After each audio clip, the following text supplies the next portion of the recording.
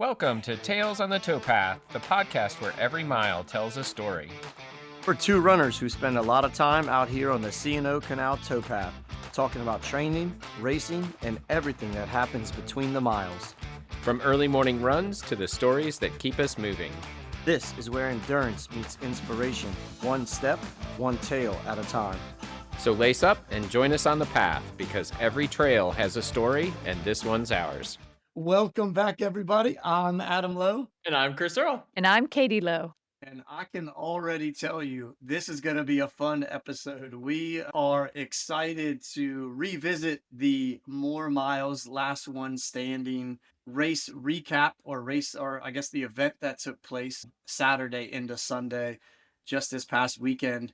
We are going to have Katie interview myself to get the race director perspective, and then we're going to switch focus, and Katie is going to interview Chris and get a participant perspective on it as well. So it's going to be a lot of fun. We'll talk about the race results, some mental aspects of it, and the physical aspects of it. So let's go ahead and jump right in.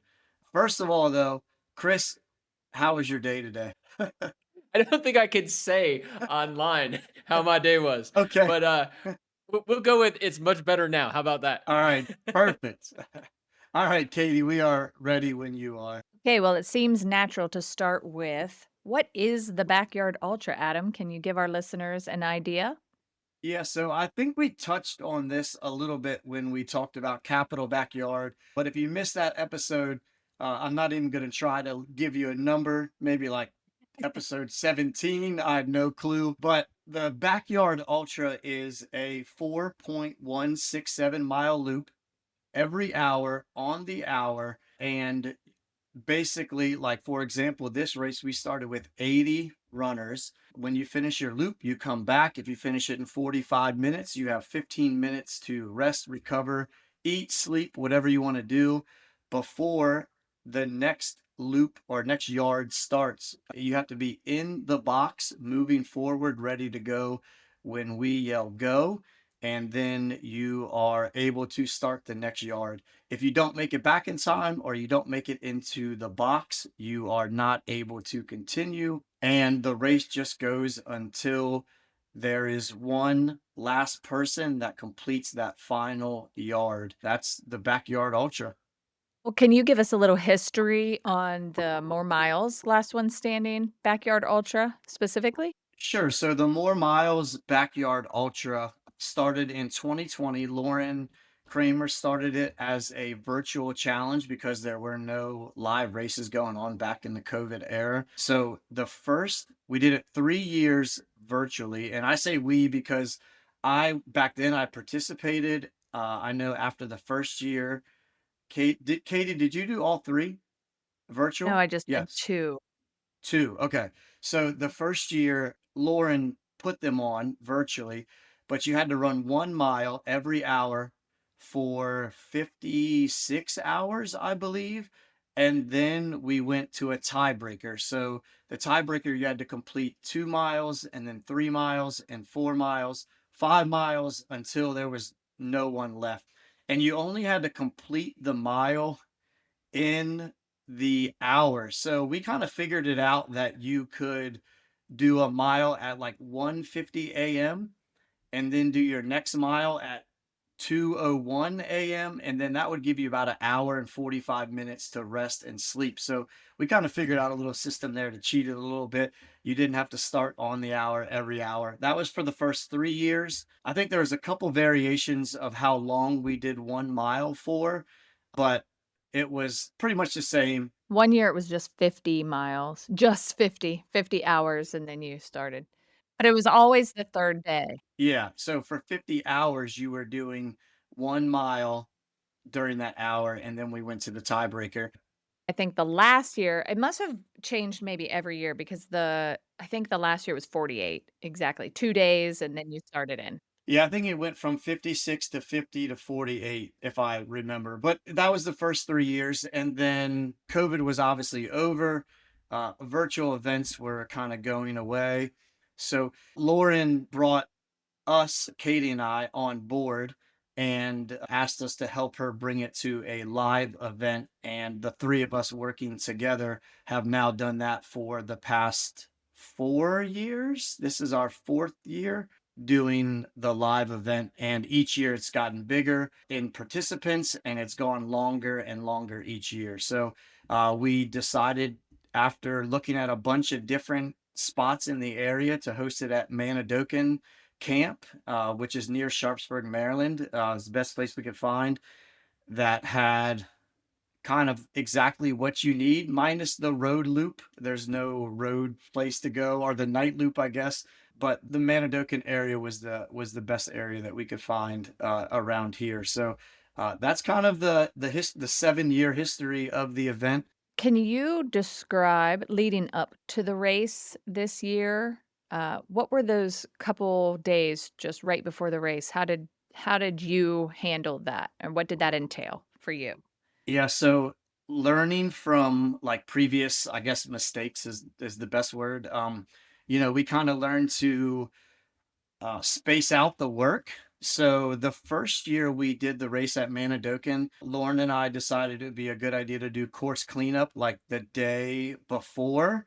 And Chris came out to help us, and we spent probably 4 hours raking the course, just the three of us, I believe.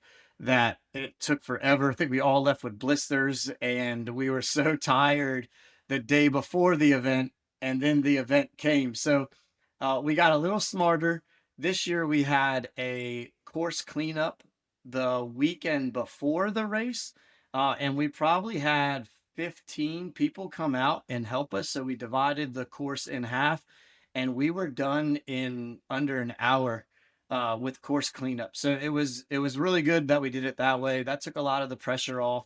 The day before the race, we met, Lauren and I did, and Chris came out again and helped paint boxes. We did one more quick sweep of the course, put some flags out, put some arrows out, make sure nobody got lost. And it almost felt this year like we were missing something because it went by so fast, and it was like easy to set up. Like we probably said a couple times like to each other, and like, hey, did we miss something? Do we have everything finished? Just because it seemed like we finally figured out what to do, when to do it, and get everything set up. So we met, Chris, what time did we meet? 10 o'clock, right?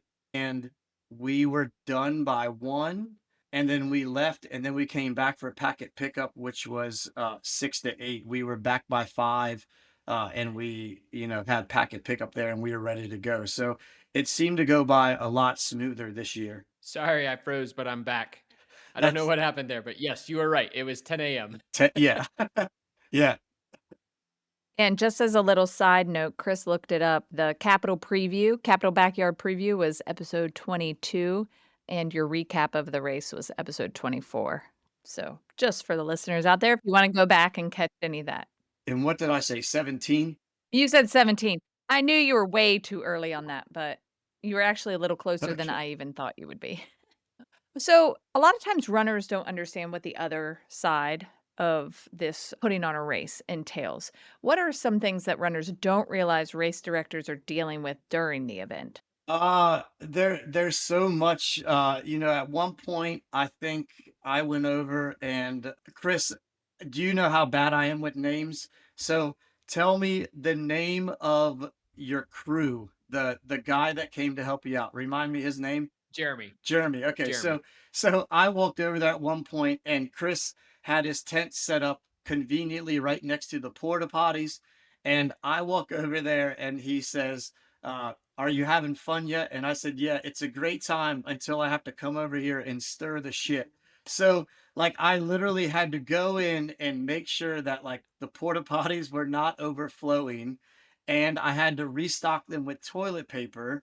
So like that is something that I guarantee you I've run hundreds of races, right?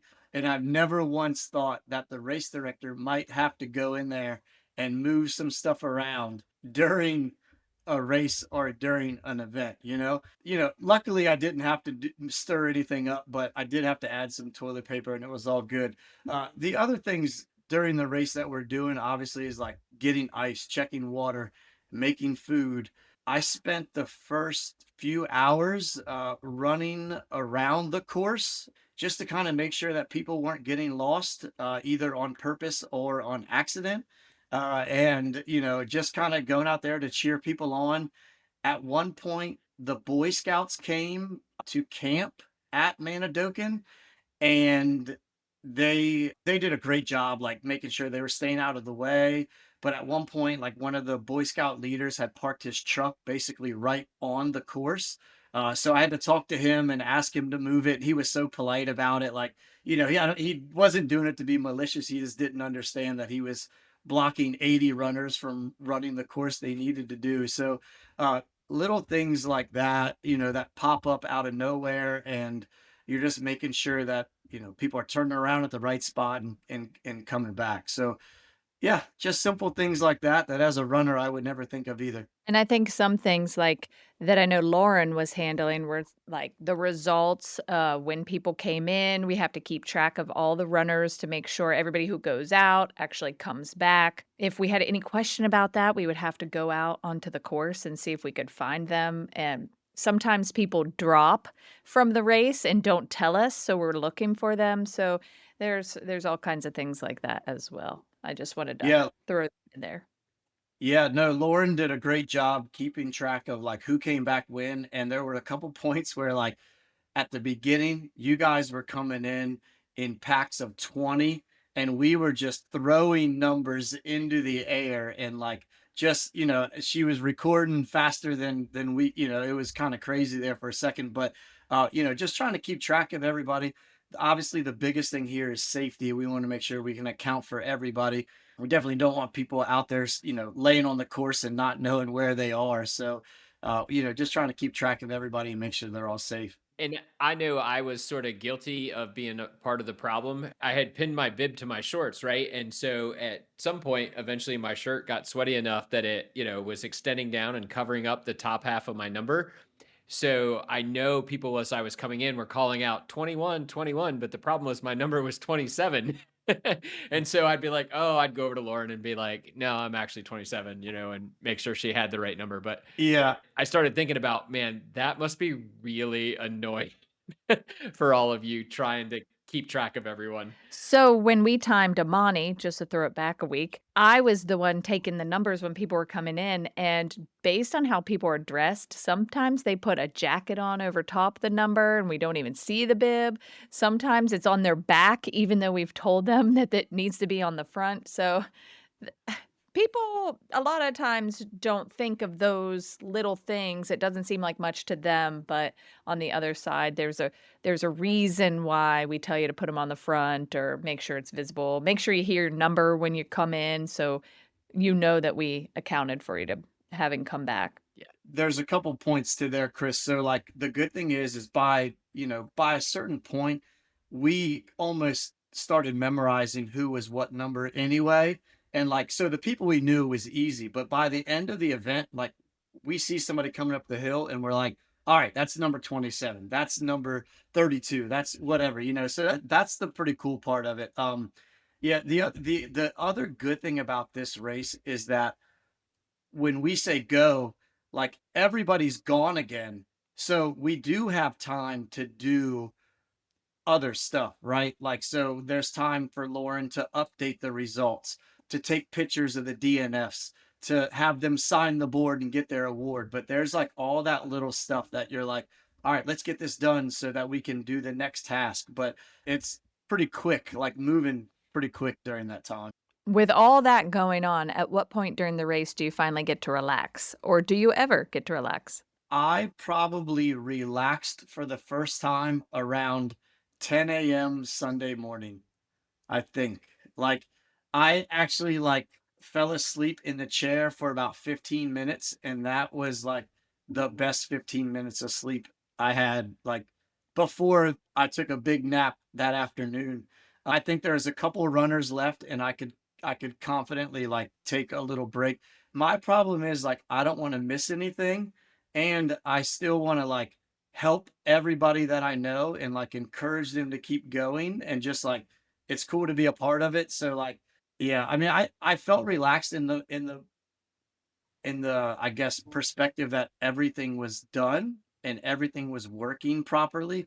But like, I don't think I ever like relaxed just because I was pumped up about the race. Yeah, I can vouch for that, that you don't relax very much during that race.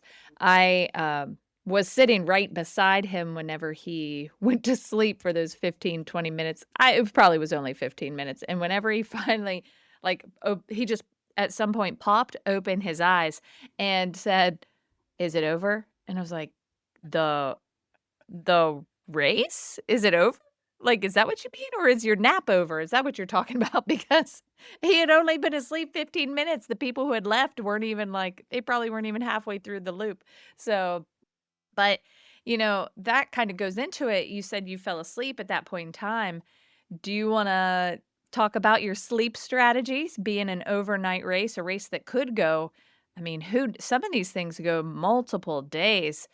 Ours ended at, I don't know, Sunday afternoon. So how did you handle sleep? Yeah, so that's the one area where Lauren and I have to get better at is like creating and sticking to a sleep schedule. I think at 2 a.m. she said, "Hey, I'm gonna go lay down, but I'll be back at 2:55."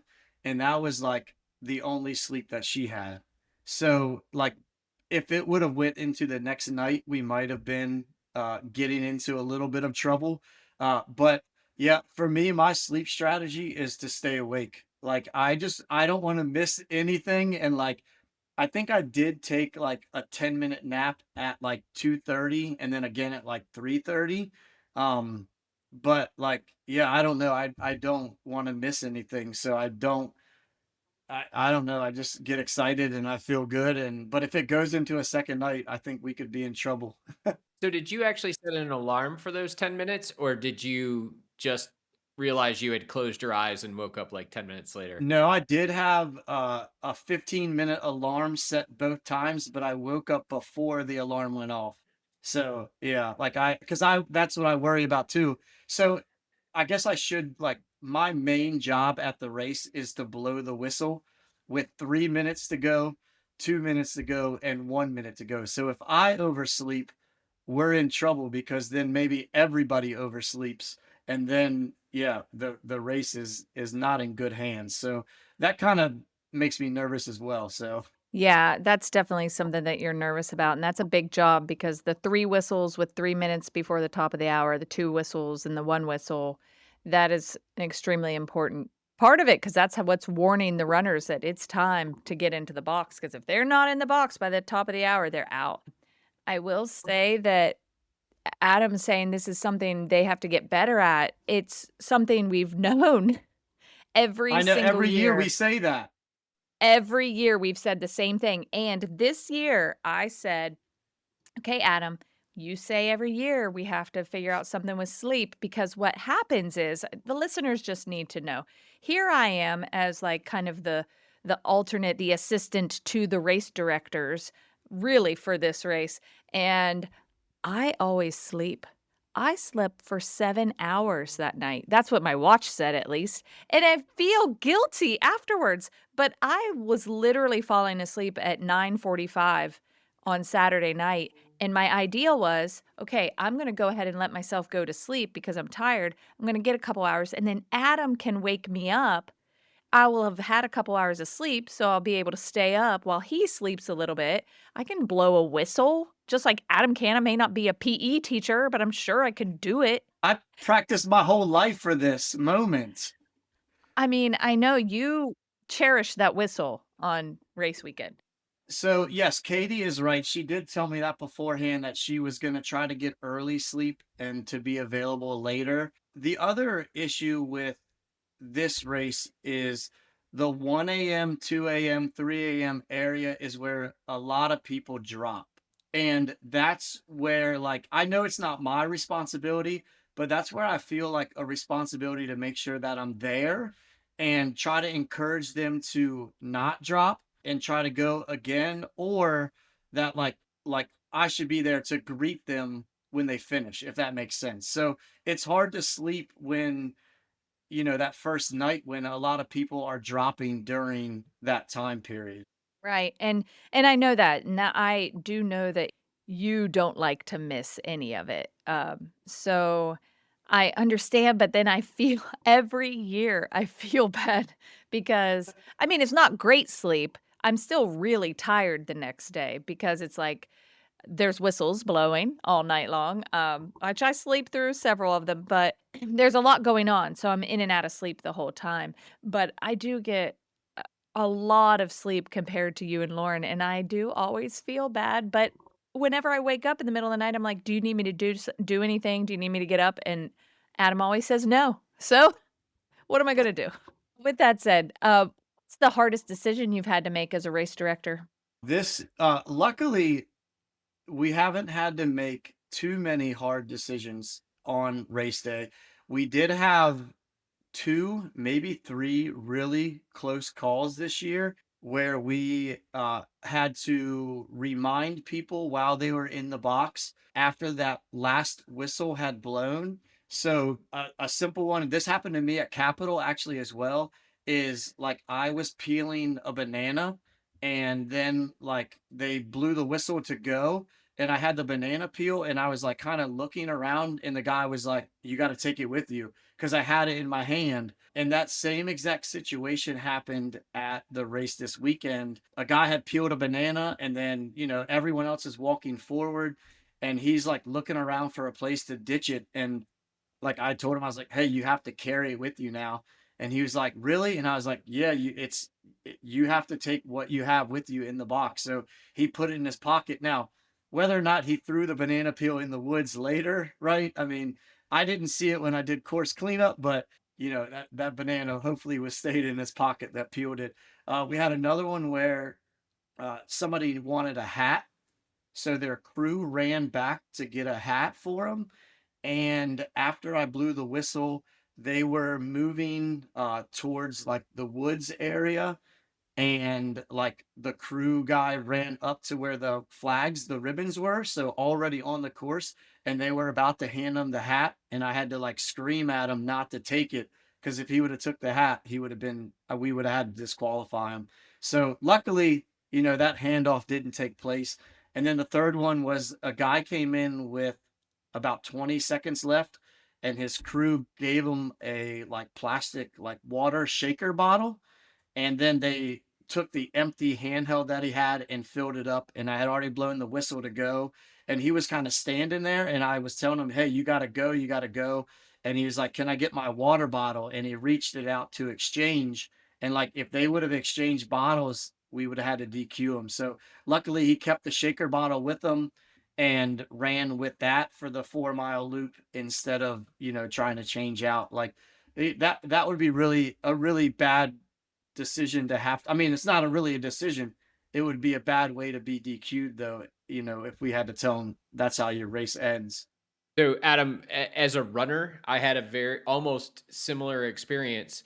As we were running middle of the night, like it was probably the 1 a.m. loop. When we got out to the far end and we're going up the hill, the runner who was in front of me, their light went out, and I was like, "Hey, man, I've got an extra light." And before I could even get to him, he pulled out his second light and turned it on, and he was good. And I was like, "Oh crap! If I had given him my light, we would have both been disqualified." No, Chris, you would have been good. You're allowed to do that. Runners can help runners. You can't. Yeah. Oh, So he cannot like he couldn't though call his crew and be like, "Hey, I'm about to enter the woods, but I need my light," and they can't run out there and give him a light.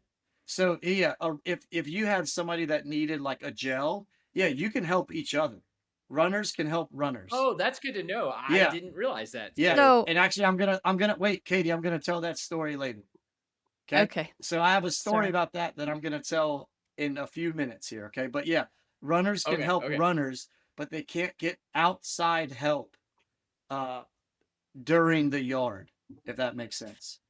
So when you say if they had gotten outside help from crew, they would be DQ'd, they still get like a DNF finish and all that, right? Or that's Yeah, but not they're just different? They just right. wouldn't be They're able to just continue, right? out of the race. Right. Yep. Yeah. Yep. Okay. Okay. Okay. Well, we talked a lot about your sleeping strategy during the race, but as a race director, is there anything that keeps you up the night before the race? So this year, not really, just because I thought we were like in a good spot. We had everything, ready to go. The only thing that really kept me up was the fact that I had to wake up at like 4 o'clock in the morning or 4:15. So I'm always worried that I'll like miss my alarm. So I wake up and like check the phone, wake up and check the alarm clock just to make sure. But from the race part, I felt pretty confident that we had everything kind of in place this year. There's been other years where like I have a list of 5 to 6 things that have to be done before I leave or as soon as I get to the race, but that really wasn't the case this year, so it was kinda nice. Well, that's good because if you're not getting any sleep during the race, it's good that you have at least sleep the night before. So, have you ever witnessed a runner completely surprise themselves? Yeah, I think there's, a lot of examples of people who kind of, the old saying, people tell me this all the time, that I've outkicked my coverage. Mike Spindler tells me that every time in regards to Katie, right? I've outkicked my coverage. So there's people that like outperform their talent, right? Supposedly, or just kind of show up and do something that other people think would be amazing. And, I think there were a lot of great performances this weekend. And, it's just there were multiple people. I guess I can just go ahead and I'll blend it into the next question here.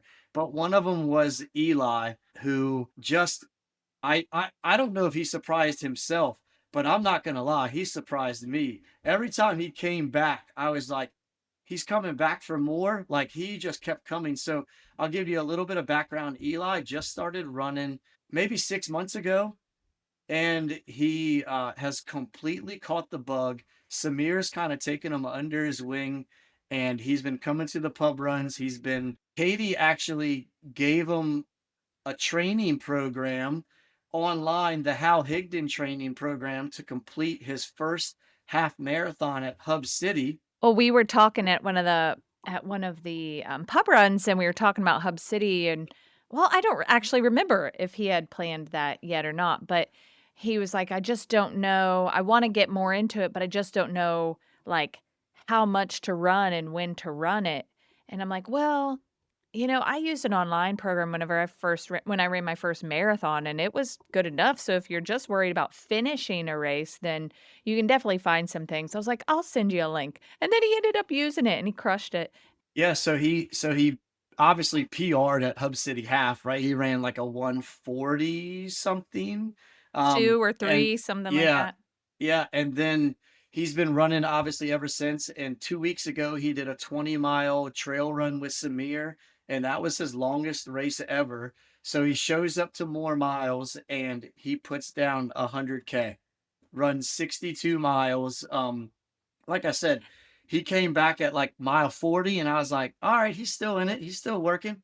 And then it was like mile 50, and he just comes across looking good. And I'm like, man. And then he does 2 more yards and, gets, or 3 more, gets to 62 miles and, you know, comes over afterwards and he's sitting on the bench and he's like upset because I told him, he said he was done when he came back at 62 miles. He's like, all right, I'm done. And I was like, well, toe the line, walk to the end of the rope. So go 100 meters down, and I said, maybe you'll keep going. Maybe you'll turn around and come back.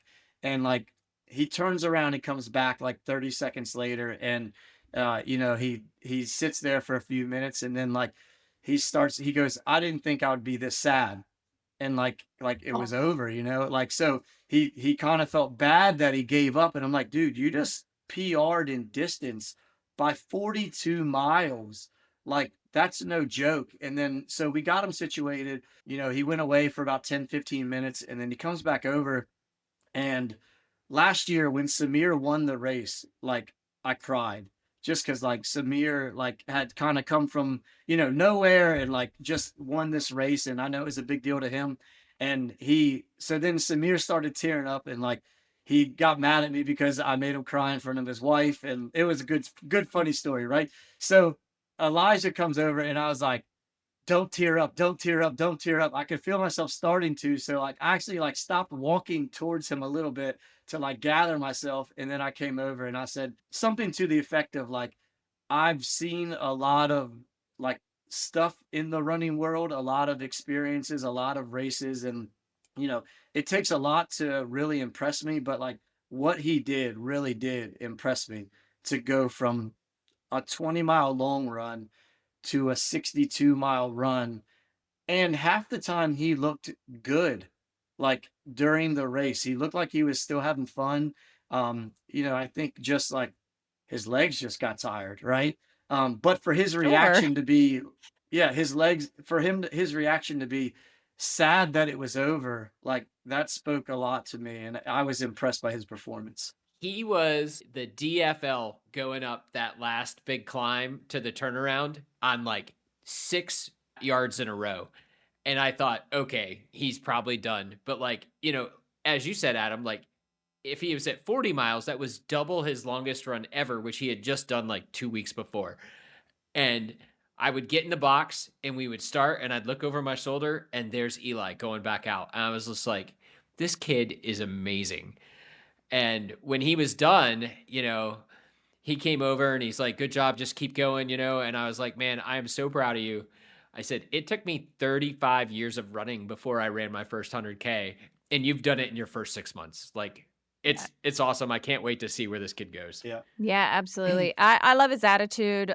He's always so positive, and it's nice to have him around the pub runs. And I gotta say, that's the power of the pub run because he, I think, was the last person to sign up before it sold out. Wasn't he like the last or second Yeah. to last or something? Because he was at the pub run and so many of the people there were running it, that it was like the ultimate peer pressure, and he caved to it in such a wonderful like way. He really like just came out, and I hope he is now thinking how great of an experience it was, and I hope he's super proud of himself because he has every reason to be. But that kind of leads into my next question. How did he do that? Do you think this is more a bit as far as the backyard ultra, is it more mental or physical?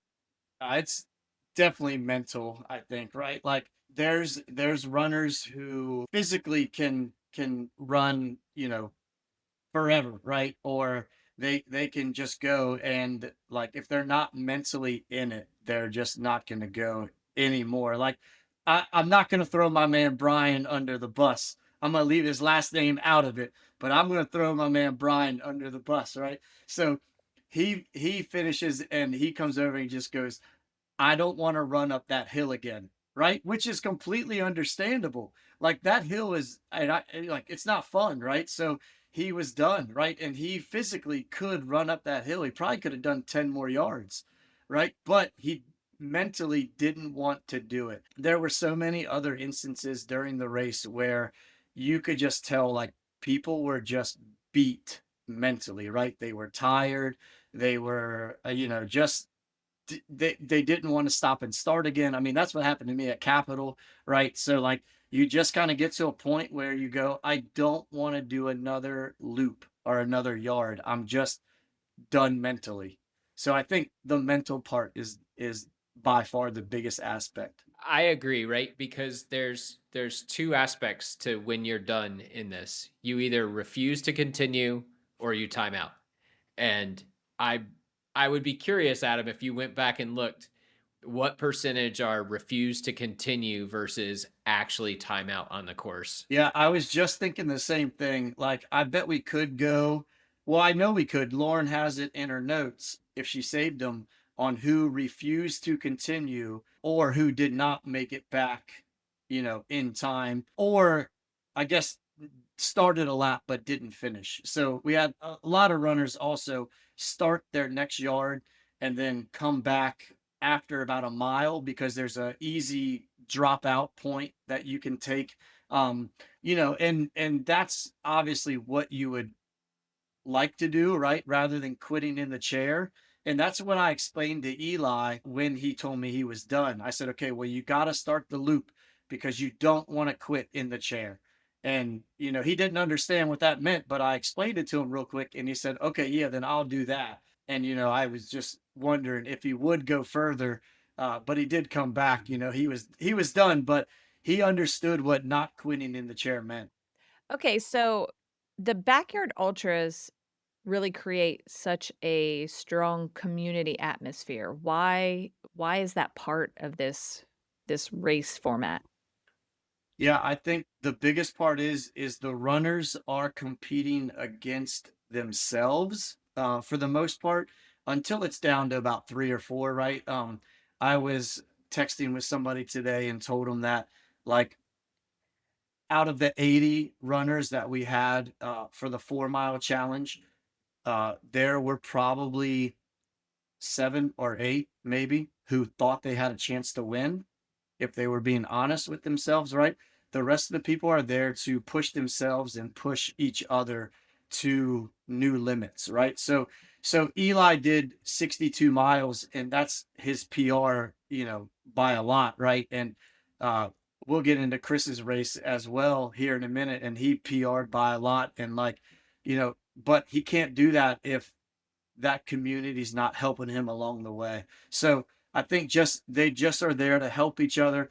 It's really cool. Like it becomes a quick tent city and everybody's there for the same reason. And that's to go as far as they can, as long as they can, over the next couple of days. Yeah, absolutely. I know one girl was reached out to my running group and said, "Hey, what do I need? Do I need to have this or that?" And I although I have not run in backyard ultra, obviously I've been around it. I've been on the other side. So, and I've crewed. And I said, "Well, these things are the basics. If you're just running, like if you're not running through the planning to run through the night, you won't need this, that, or whatever."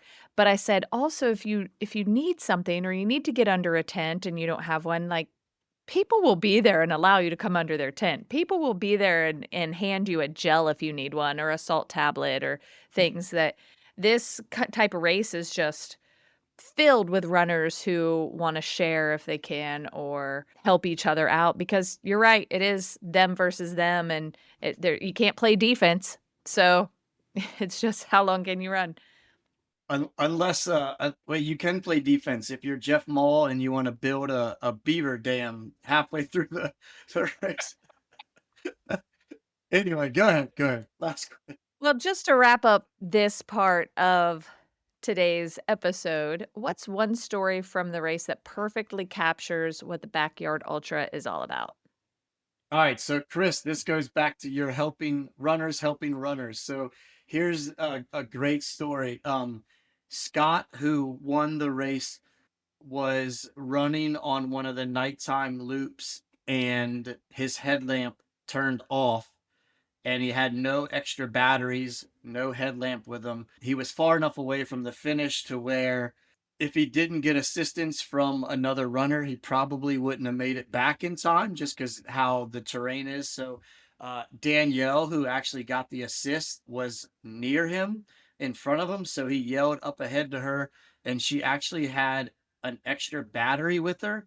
So she gave him the battery that he could put in his headlamp to get him back to the finish line. So the assist helped the person who won during the nighttime. She truly did give him an assist, during the nighttime. But that's what it's all about, right? Like in what other sport in golf, imagine if Tiger Woods gets to the 18th hole and he's up by two strokes and he goes, "Hey, I'm out of golf balls," and he asks to borrow a golf ball, right? And the guy's like, "No way. If I don't give you a golf ball, I'm gonna win," right? Like, so you had a chance to take out the favorite of the race at 2 a.m.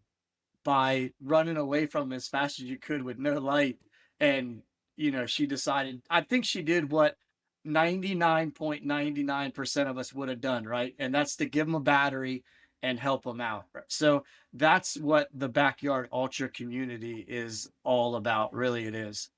Well, to give him or to give her even a little bit more credit, he was just asking to run beside her so he could, like, see where he was going and, like, kinda use the light from her, I don't remember if she had a chest lamp or a headlamp, but she really did go above and beyond to offer the battery because she coulda kept that for herself, worried that she would need it later, but nope, it was just selfless, and I was sitting here as you were telling that story thinking, I can't imagine not giving it though, because I I don't know, that's just how these things are designed, but I'm sure, there's always one Uh, in every crowd, yeah, I mean, right? But I don't know if there if it would have been was there. I can't imagine. if it were Samir and I probably wouldn't have given him a battery. But anyway, hey, before we jump into Chris's part, I would be remiss if I did not mention that our last one standing event is special. It's a little unique. We also have a 1 mile challenge that takes place at the same time. So this was kind of brought on from like the COVID races. So we also put on at the same exact time a 1 mile every hour on the hour race. And when they're done, they usually have about 40, 45 minutes to do whatever they need to do. And then they line up for the next hour. So that takes place for the first 24 hours. And then they go into the tiebreaker. So 2 miles in the hour, three, 4, 5, 6. So the last 3 years, this race has lasted longer than the 4 mile race. This year, the race ended at the same exact time. So 29 hours. It was like perfect. The 4 mile race, the assist came back early. So we were just waiting on Scott to finish. And once he finished, he would be the winner. And at the same time, we were watching the 1 milers run their loops around the yard and knowing that that would be their final yard as well. So, yeah, we have that event. We get what Declan is, what, 8 years old? So we had an 8-year-old do that event, all the way up to 65-year-olds do that event this year, I think. So it's a great intro into the format. If you're nervous about jumping into a 4 mile format and you want to try the 1 mile format, I'm pretty confident that'll be back next year as well. Oh, yeah, definitely. It is a nice intro. Anybody can do it. It also gives you that overnight practice, which I if 1 mile on the hour sounds easy to anyone out there, I will say when the overnight hours get there, you're still you don't have a lot of time to get, consecutive hours or minutes of sleep, so you're still sleep deprived, you're still getting up every hour, you're still hearing that whistle go off and having to line up, and it's not an easy feat in those dark hours. So, why don't we switch gears now and switch it over to put Chris in the hot seat and get the runner's perspective. So, Chris, are you excited to get to talk here? I am. I am. It was such a great weekend, and even though I'm still a little sleep deprived, I'm really excited to talk about this. And that was really interesting, Adam, to hear your perspective of it, because especially the idea that you have to go in and take care of the toilet areas. That was something I didn't know. So yeah, that was definitely a good tidbit there.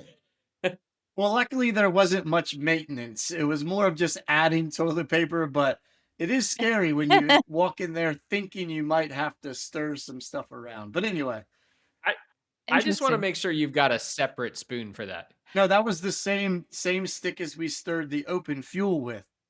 I'm If just you use I'm the other just end, kidding. it's fine, right, Adam? It's fine. It's fine. Just kidding, everyone. That did not happen. Well, Chris, whenever you were out on the course running, I asked Megan if you had a goal, and she said, well, no, well, I'm not sure. Maybe one that he wasn't willing to share. So, really, going into the race, did you have a goal yard count or a mileage count or something? In what I've heard from lots of folks who have done well in the backyard format is you have to be really careful not to give yourself a number, because when you get to that number it becomes a lot easier to quit. So I was trying not to have a specific number, but of course I wanted to set a distance PR, which, I think our listeners know back in the spring, I ran 100K for the first time, and that was my distance PR. So I wanted to get enough yards in to get past that 62-mile mark. And then, I eventually want to get to where I complete the 100. So that was probably another unspoken goal. And, Adam, I don't know if you heard any of the conversations at the pub run the other night, but when folks were asking me, like, are you going to do 100? I said, well, if I do 100, Samir, I have to do 116, right? And he just starts laughing because he knew exactly what I meant, because he knew you had done 112. So at Capital, so I was going to try to go one more than that. Hey, wait. I will say this. If that were the case, I would have allowed you to stay in the chair when I blew the whistle the third time, okay? that, I mean, it's half a joke, half motivation, right? When you have people that you admire and are runners you want to emulate after, right? You set your goals to do better than them. So I hope you take that as a compliment, even though it was definitely a motivator for me. I will say this. Did you tell everybody how far you went yet? No, not yet. Okay. So I will say this. The more miles course is not easy. Let me put it that way, okay? It is a challenging course. So go ahead, Chris. I'll let you continue now. Yeah, I'll just echo onto that it does add a bit of difficulty to trying to hit those goals, because we haven't mentioned it yet, but I think on average most people get about 540 feet of elevation gain and loss, which is important, on each loop. It's not a flat course by any means, and that does add up as you're starting to stack yards. Oh, absolutely. What were your race results then? So I'm really happy with how I finished. I ended up doing 83 miles. So I made it 20 hours. And, on Sunday when I finished and started thinking about it, I went back and looked at some of my previous results. And the first year that I ran this event, I did 7 yards. And the second year, I did 13.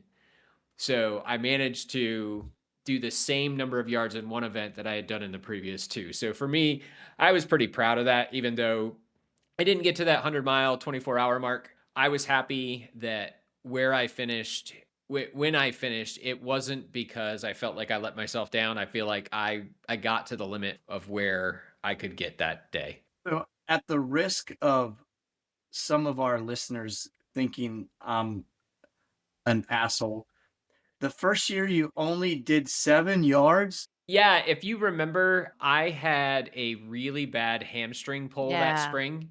Oh, because you had to And race somebody at the Amman. Okay, Yeah. I was going to ask you if you were even trying, but now I remember the that you. week Yes, before, I okay. had pulled my hamstring, and I wasn't even sure I was going to be able to do the Yes, backyard. yes, okay, And so, yeah, okay. I suffered through those 7 yards and was happy with it, because at that point, that was the first ultra distance I had ever completed. So Okay. And injured, got to 31 miles or whatever it was, and was pretty happy with it. we So can put Well, the picture of your hamstring in the show notes. I remember the bruises now, right? oh, it oh was my so gosh.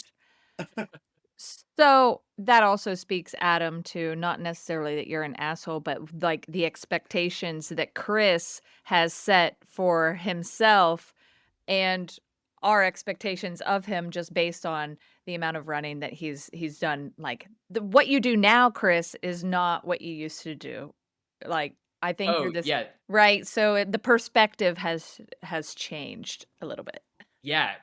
In the last 2.5 years, I've gone from I would never do an ultra. I barely like the marathon to, this year I did 83 miles, and ran for 20 hours. So it's a complete transformation of my running mentality. Yeah. Well, how did it feel to break your personal record? I was so happy, as I got past the 63-mile mark.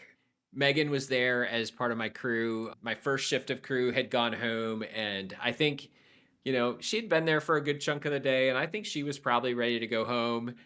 And she was like, okay, so are you ready to quit? And I was like, no. And I came around the next lap and she's like, are you ready to quit? And I'm like, no, you know what? I think you should probably go home, go get some sleep, and just come back and get me in the morning and we'll see where I'm at.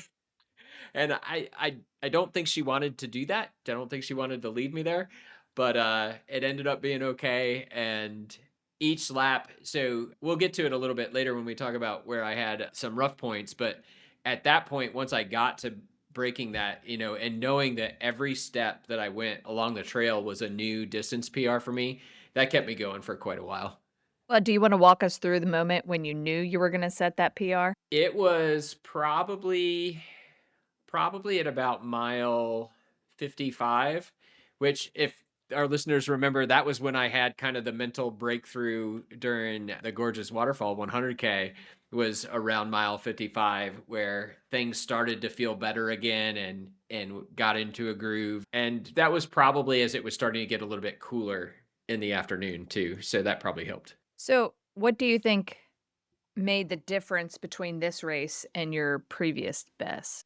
So two things. One, I think we all learned from Samir last year that there's no prize for finishing each yard in 47:48. You might as well take your time, not exert that extra energy, and walk when you can. And I was coming around this year consistently 53 minutes plus or minus 1 minute, which was really plus or minus probably 30 seconds, each yard. And that seemed to be just the right amount of time, just enough time to get everything refueled, fill up my drink, grab a new snack, and sit in the chair for a couple of minutes, and then get back in the box with no stress. And then the second thing was I started eating real food on yard 1, taking it with me and putting in calories each of those yards, and finishing an entire soft flask each yard.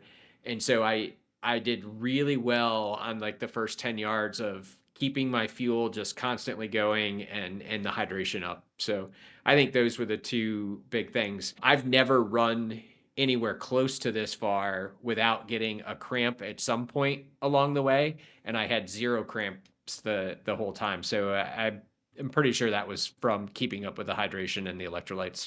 Now that we've talked about like when you knew you were going to do it and you knew you were going to make it that high, were there any specific low points during the race where you weren't sure if it was going to happen? Yeah, and it came way earlier than I thought it would. It was right around mile 46 to 50. I think I just got in my head about, I was at 50 miles, which meant I wasn't even halfway to my goal. I was starting to get tired. It was hot. All those things in the afternoon, where you're just like, oh man, and now I got the night coming. For whatever reason, I really struggled around that point. And it wasn't until, like I said, about, 54, 55 miles where I kind of snapped out of it on the other side. So there was, probably a 2-hour period there where I was not enjoying it, and knowing that I couldn't quit yet and be happy with myself. So, I had to come out the other side, and when I finally did, I was pretty happy with it. Was there anything specific that kept you moving when things were difficult, or it was just that sheer will? I think it was just my personal pride. I had talked, to lots of people about how I wanted to set a distance PR and how I had big goals, and, not a specific number, but, people knew that I wanted to give Samir a run, and I wanted to get into the night. And I think it was just I can't let myself down. And so I just wanted to push through and see if I could get to the other side, because everybody talks about how in these events there's highs and lows, and if you can ride out the lows, the highs will come back. So that was what I was hoping for. Well, I think that's one thing that I was thinking as you were talking about it. You talked about how like around 54, 55 is where you like felt good and knew it was going to happen. But then to me, as the non-participant during this race, you say, well, I had my hard time a lot earlier, 45 to 50.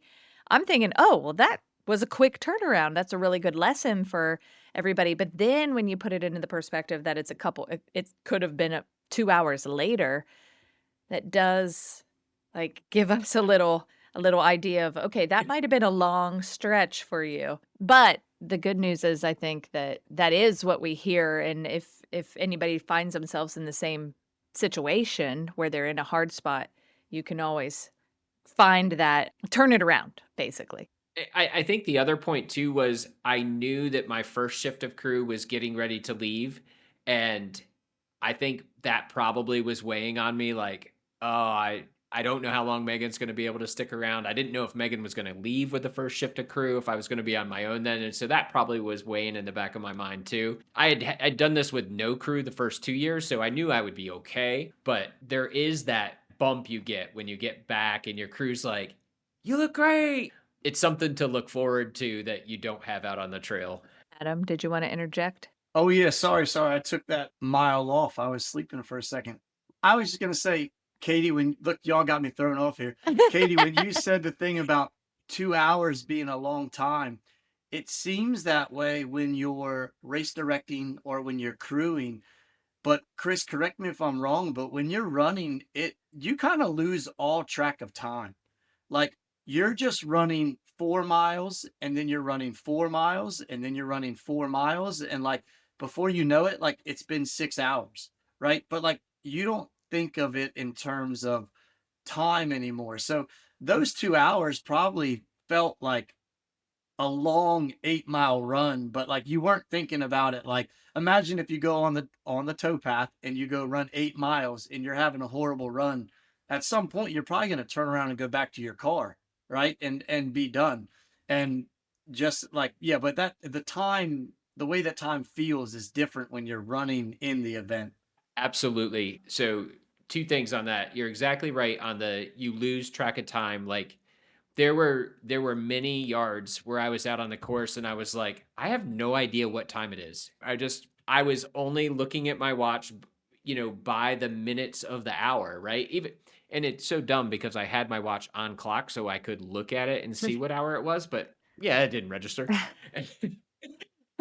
But then the second thing I was going to say along those same lines is it's not for me, it wasn't even running 4 miles every yard. It was running the wood section and then running the road section.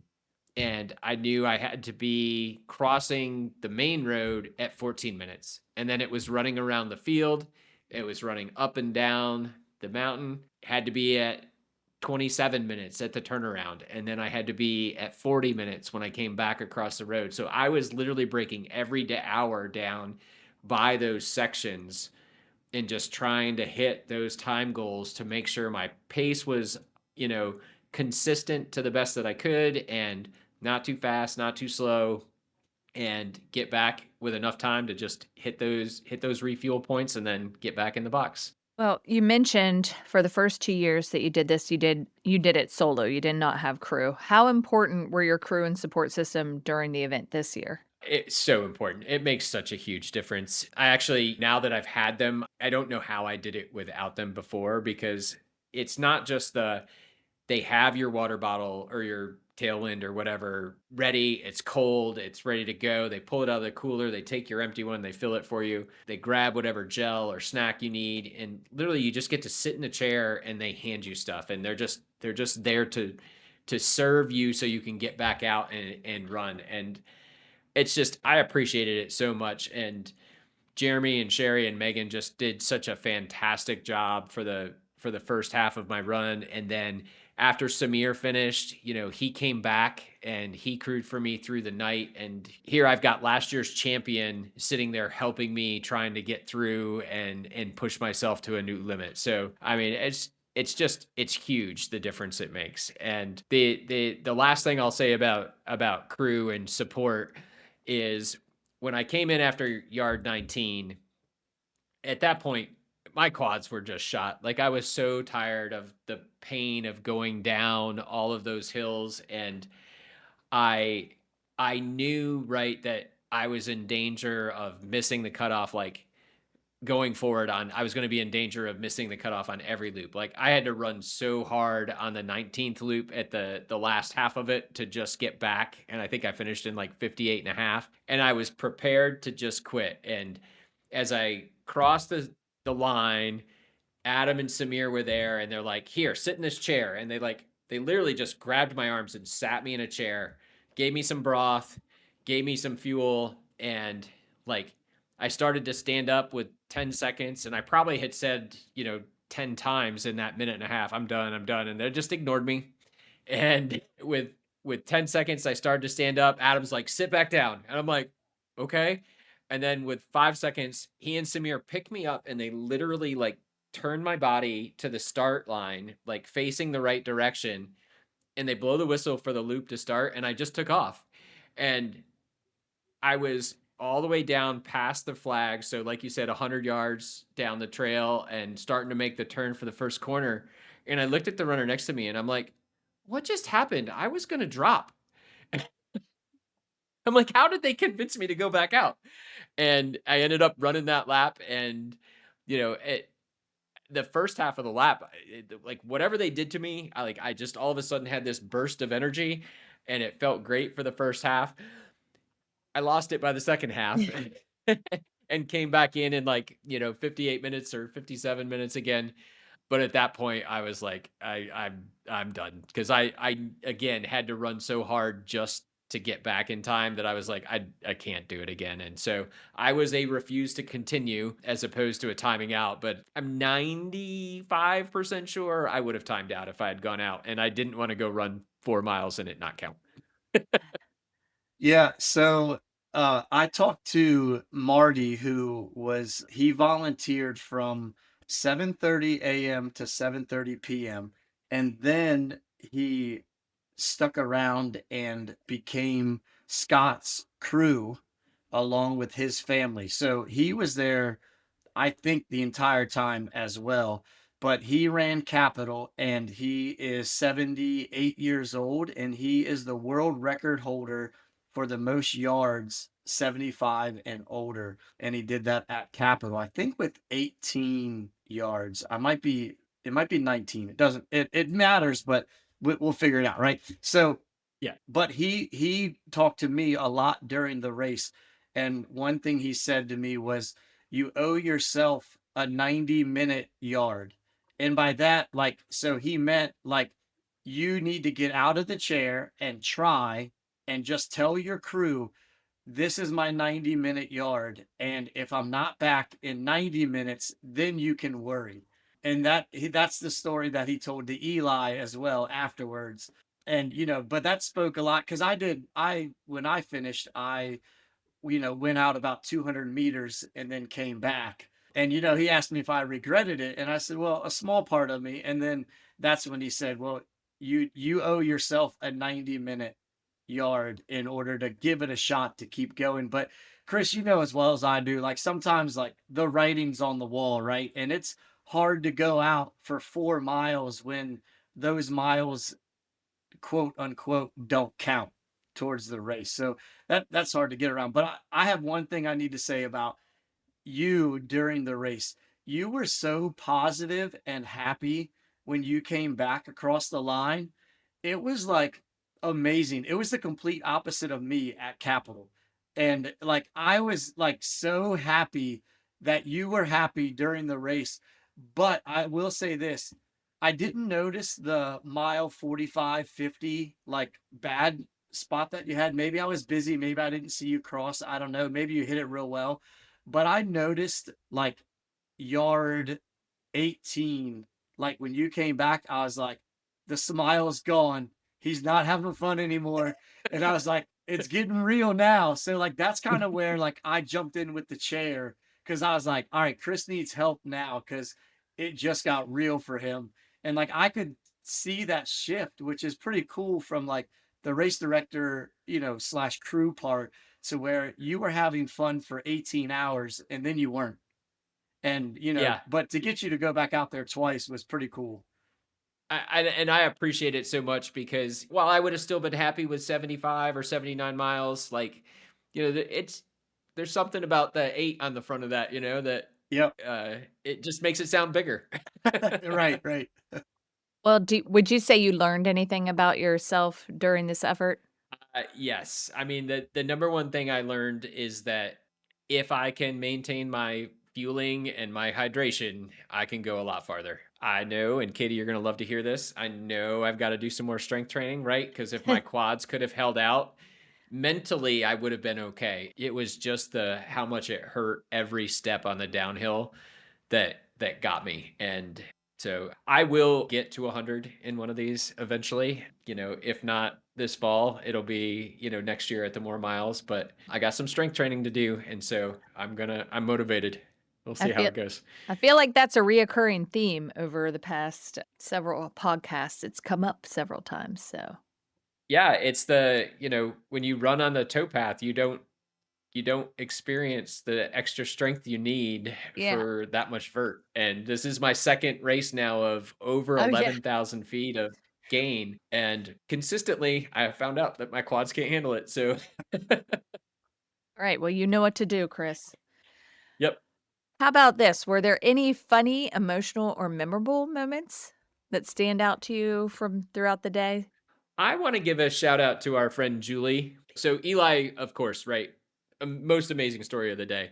But Julie really, I thought, found her groove at some point late in the afternoon. She was ready to be done after 10 yards. She had told us while we were running, she's like, "This is my last one. I'm not going back out. I'm good. I'm happy with it. I'm gonna sit by the pool tomorrow." And she's like, I'll be happy with this." And I was like, okay. And of course, we gave her a little bit of grief, like, no, you can do one more, like definitely do one more, and then of course you'll do two more, and then, whatever, the normal banter. But I assumed when we finished 10, she was done. And as I was walking up for the start of 11, I see her walk into the start, and I'm like, "Awesome, you're going back out with us." And she's like, "Yeah." She's like, "Hey, run with me on this one, and if I can get through this one, then I can do 12, and that'll be my A goal." I was like, "Yeah, cool." And we started off running together, and we were together all through the woods and across the road and up around the field. And then we turned to go up the hill, and all of a sudden, she's just like gone. She just like started trucking. And I'm like, okay. I'm like, well, maybe I'll catch her on the downhill. And nope. She took off and she just plowed through that. And I thought, okay, well, at least we ran together the first half. We got done, and I was like, well, I guess we'll see. And sure enough, she stepped right back up and went back out and got her A goal. And I was really impressed with that because, again, like you said, Adam, like you can tell when it starts to get real for people, and it got real for her, but she came out the other side and got a couple more yards, and I was really impressed with that. Yeah, Chris. So that's the hard part about like this, and like I already feel like I've talked way too much on this episode, but like there were 80 different stories from the 4 mile race, and there were 20 stories from the 1 mile race, right? So it's hard to like pick, like what to talk about because there's so many, obviously, right? Like you had a story, Julie had a story, Samir had a story, everybody there has their story of what happened. But if you take a minute and like look at the people around you, that's when it's hard to like stop, right? Because everyone has run the same distance and everyone is hurting. And Chris, I can't imagine. I know we're gonna deviate a little bit from the questions here, but I'm gonna throw a question at you. At one moment in the race, you had to have looked over and saw a 14-year-old running in bright yellow Crocs because his feet hurt from his tennis shoes. And I'm not talking about yard one. I'm not talking about yard seven, right? I'm not talking about yard 11. I'm talking about, I think, yard 12, 13, 14, somewhere around there. This young man did 100K. Is that correct? So, Yeah. so yeah. So we're It, probably talking mile or yard 13. He shows up to the start line in yellow Crocs because his feet hurt, and he was just going to walk one, and he ended up doing three more. So that's a story, you may not be aware of during the race, but like at some point you look down and see this kid wearing Crocs, and it has to be motivation. it was. And like, one of the things that was really interesting about that is I was running with his dad the yard before that when they had been running together, and at some point the son dropped back, and I was talking to his dad, and I was like, man, he's just killing it. And he's like, yeah, he's okay. He's done. This is his last one, so he's just going to take his time coming in, and he's done. And so I ran the rest of the way with his dad, and we finished. And then I get back in the box, and there's the son going back out. And I was like, okay, well, I guess he's going to do just the start, right? Because he made it back in time. Nope, kept going. And then, like you said, 2-3 more yards. And, for a kid that age to have that kind of willpower and pain tolerance, like, it was impressive. He's a tough kid. Yeah, his PR before was 8 yards, and he did 14. Is that what 62 miles is? 14, I believe. 15.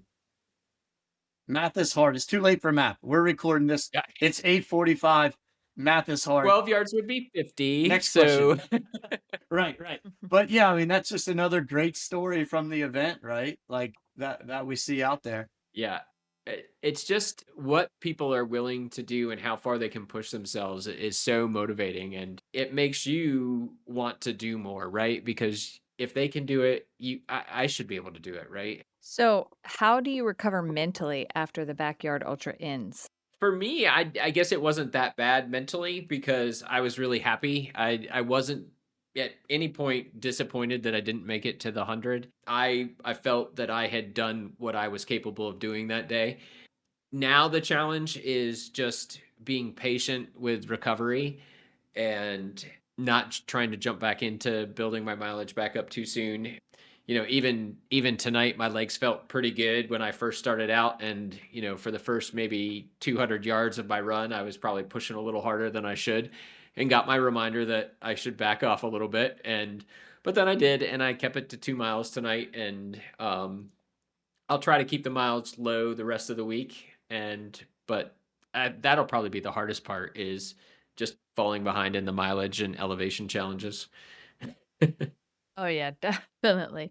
Well, what advice would you give someone attempting their first Backyard Ultra? Patience. Just be patient. Like, you cannot win the Backyard Ultra on the first couple of yards, but you can definitely lose the Backyard Ultra in the first couple of yards. So don't go out and try to win the yard. Come back with just enough time to refuel and get back out there and not get stiff waiting around. So that would be my best advice.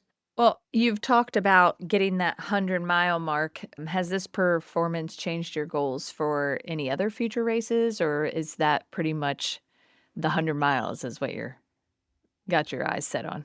I guess I should phrase it as at least 100 miles.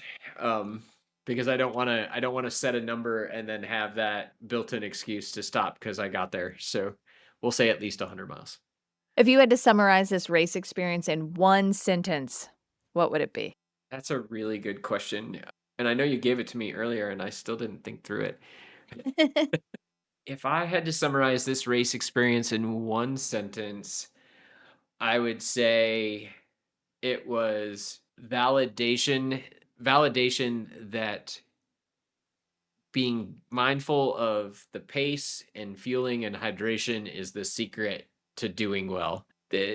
I was really happy as I progressed through the day that I was able to keep going and hit those time marks and not suffer any of the effects of dehydration. Now, we had perfect weather, so that certainly contributed to it. But yeah, validation, I guess, would be the key there. Okay, so did you say you do have another Backyard Ultra that you're running this year? I am on the wait list for Andy's Backyard in Charlottesville, Virginia in October. And I'm hoping that I will make it off the wait list before the race starts. But if not, then I'll have to see about finding another, possibly before more miles. But of course, I'll be back for more miles. Chris, Absolutely. what number are you on the waiting list? When I looked yesterday, I was 15. I have not checked today. Okay. Well, don't tell Katie who's in front of you, because this could be a really awkward conversation. I don't know what you're talking about. I I might definitely also don't be know what you're talking about. I What? might also be on the waiting list. Hey, you heard it here first, folks. Along with his Don't worry. wife, apparently. Are you serious? Yeah, but it probably won't happen. If you're ahead Yeah, of he's Chris, 14 on the list. I was just getting ready to say, "Oh, 15, you'll definitely get in." Oh, well, probably not though. We'll see. We'll see. Yeah, because this Wait. far out Oh, from a backyard ultra, nobody's gonna withdraw, that's for sure. I mean, yeah, backyard probably ultras not. do have a very Yeah. high attendance rate usually, but they also have people who need to pull out for, injury or things come up because October's months away. Anyway, okay, Yeah, we so got it. Dave K, if you're listening, we're kind of a package deal. Okay, we got to wrap this thing up because Adam and I have things to discuss. Oh no. Okay, hey. So I before we go, I wanted to add a little bit of history to the event. So just so people know like how the event has grown in the live version on the last 4 years. So in 2023, that was our first year live. Chris, we only had 7 runners in the 4 mile challenge, just 7. In 2024, we had 35 runners. And then in 2025, we had 57. This year, we had 80 runners doing the 4 mile challenge. The 1 mile challenge has also grown. I think we had 7 the first year. And then this year, we had 20. So that race is growing as well. But this year, we had 35 people hit 50 miles. So that was more than that, like that signed up for the race in 2024. So the race is growing in numbers and it's growing in the amount of like the distance that people are going. So it's been exciting to watch, from 7 runners to 80 this year. That's been exciting to be a part of. The growth of the event has been a lot of fun to watch. The winners of this year's race, Scott Snell won the whole thing with 120 miles, so 29 yards. Like I mentioned earlier, the assist was Danielle and Dulon. I'm gonna mess her name up, sorry. But she was the assist in the race and by giving Scott the battery.